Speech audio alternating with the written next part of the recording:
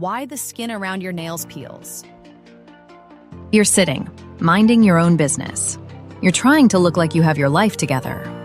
But then, out of the corner of your eye, you see it.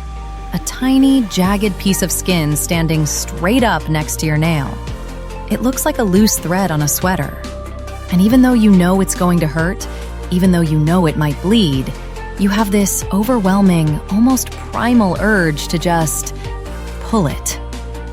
One tiny tug later, and you've turned a microscopic flap of skin into a painful, stinging red crater.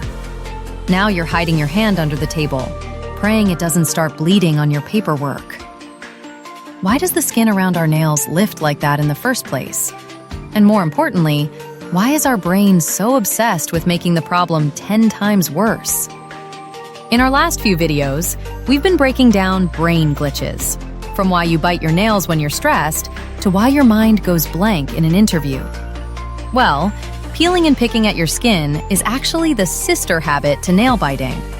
If you haven't seen that deep dive into the dopamine trap of nail biting, you should definitely watch that after this to understand why your brain seeks out this kind of painful relief.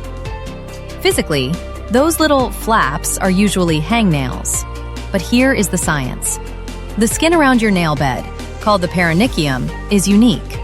It doesn't have the same oil glands as the rest of your hand. When that skin gets dry, it loses its elasticity. Instead of stretching, it cracks and lifts away from the nail. Because the skin is made of tough keratin, once a corner lifts, it's like a zipper that's been caught. But why do we pick it? This is a form of grooming behavior.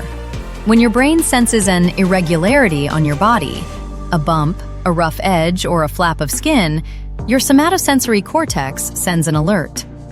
Your brain wants things to be smooth. It perceives that little flap of skin as a flaw that needs to be fixed, so it sends the command to smooth it out. The irony?